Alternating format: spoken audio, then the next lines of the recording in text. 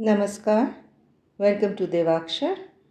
We continue with our book How to Overcome Mental Tension by Swami Gokulanadaji Maharaj.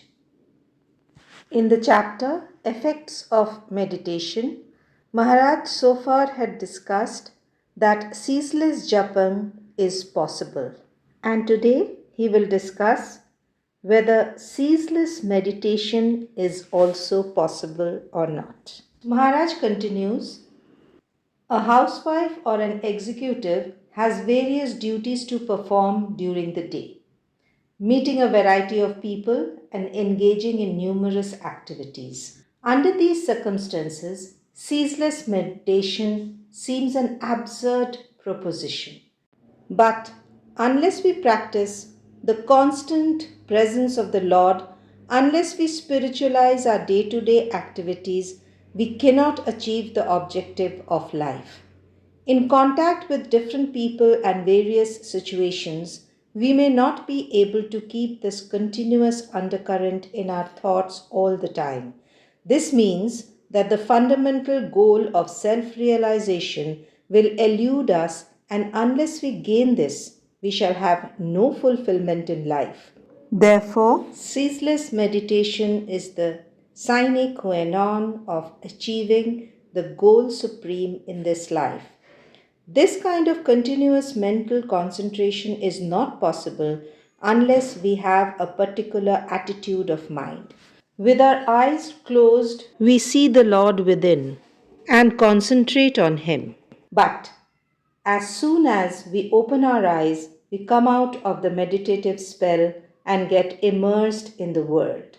That is why it is so essential to infuse the meditative state even into the hours of our work.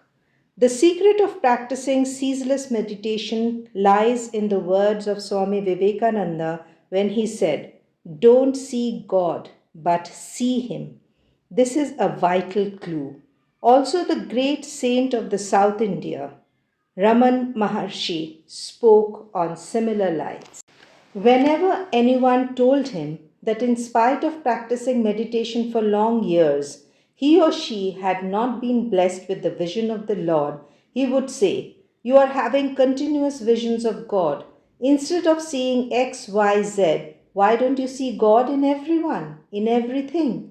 Swami Vivekananda also said that the whole world is full of the Lord. We have to open our eyes in order to see Him. In other words, with our eyes closed, we can see God only in the inner sanctuary of our heart. But when we open our eyes, we see God everywhere. Then we live a life of ceaseless meditation. Once Swami Atulanandaji had said to me, the whole life of a sadhaka or any aspirant or seeker of truth is one of continuous meditation. Seeing God in everything is thus the meaning of ceaseless meditation. It is a very sublime idea and may be difficult for ordinary people. They cannot practice spiritual discipline, are uninitiated, and do not have the time or inclination to practice ceaseless meditation.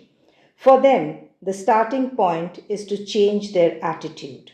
For instance, science teaches us unity of existence.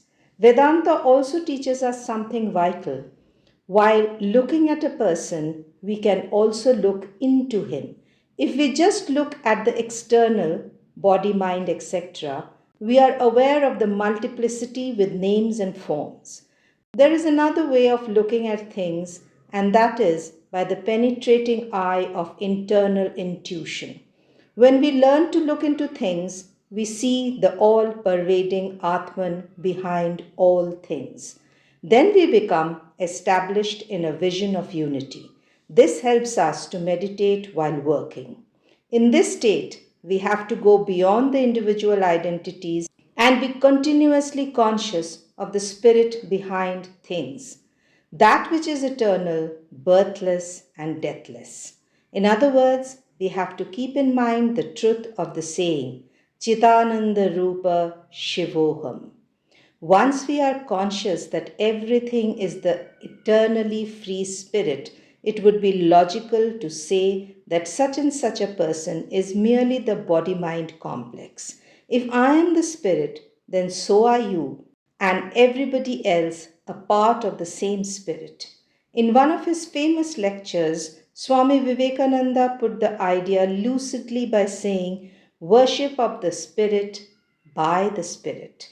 He also said that it was the duty of each soul to think of, treat, and behave with others as souls. Having this consciousness always uppermost in our minds helps us to be in the meditative frame of mind all through the day. All work becomes worship and adoration. It is not necessary to stop at formal meditation. It is no doubt an essential step towards ceaseless meditation, but it is not an end in itself. Once we cultivate the habit of doing some solid meditation in the morning for a set period of time, it needs to be supplemented with what Swami Vivekananda calls as the worship of the Spirit by the Spirit. Then we are established in the ideal that everybody is Narayan to our eyes, a veritable representation of God. As Swami Vivekananda once wrote to Sister Nivedita, "My ideal indeed can be put in a few words, to preach unto mankind their divinity and how to help it manifest in every moment of life." Acting according to the directive of Swamiji, we should tell everybody that they are divine. Then our whole life gets divinized. Instead of a wrong, fragmented attitude towards the world, we get a synoptic view of the world. We always breathe Brahman, and every person who comes to us appears as Brahman. In this way, life becomes sublime, meaningful, and successful. Hope you enjoyed this episode. In the next session, Maharaj will discuss steps to meditation. For more videos like this, stay tuned to Devakshar. Like and share our videos, and do not forget to subscribe to our channel. Thank you so much for being with us.